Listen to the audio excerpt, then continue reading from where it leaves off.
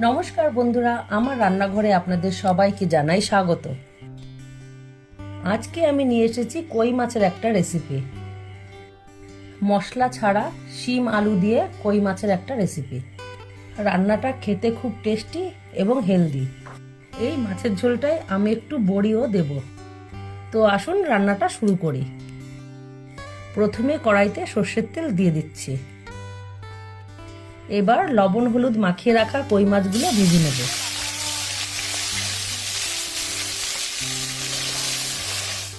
মাছগুলো একটু উল্টে পাল্টে ভেজে নিচ্ছি।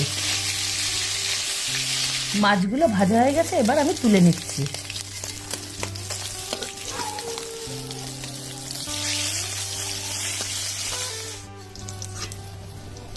এগুলো নতুন আলু, তাই আগে একটু ভেজে নিচ্ছি।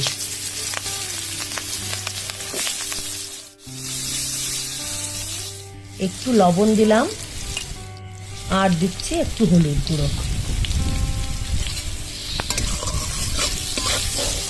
আলুগুলো মোটামুটি ভাজা হয়ে গেছে, এবার তুলে নিলাম।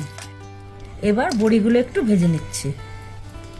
এই রান্নাটায় একটু বড়ি দিলে খেতে অনেক ভালো হয়। বড়িগুলো ভাজা হয়ে গেছে, তুলে নিচ্ছি। এবার জিরে শুকনো লঙ্কা ফোড়ন দিয়ে দিলাম।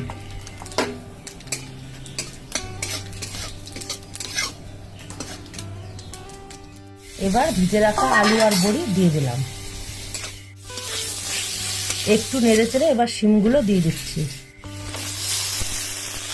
শিমগুলো বেশি ভাজবো না, তাই জল দিয়ে দিলাম।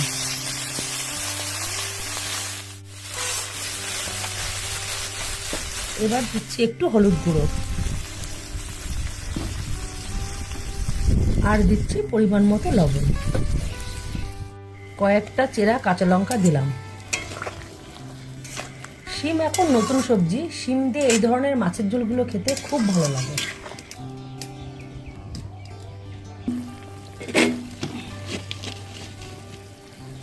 ঝোল ফুটে উঠেছে, এবার ভেজে রাখা মাছগুলো দিয়ে দিলাম।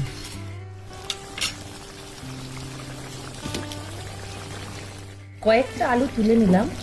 এগুলো একটু ঘেটে দেব, যাতে ঝোলটা গাঢ় হয়।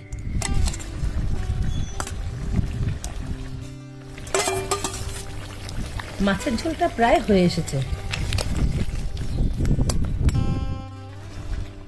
এবার একটু ভাজা জিরের গুঁড়ো দিলাম।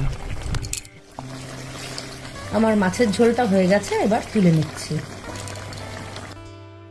আপনারাও বাড়িতে এইভাবে বানিয়ে খাবেন, আশা করি খুব ভালো লাগবে। দেখা হচ্ছে পরের ভিডিওতে।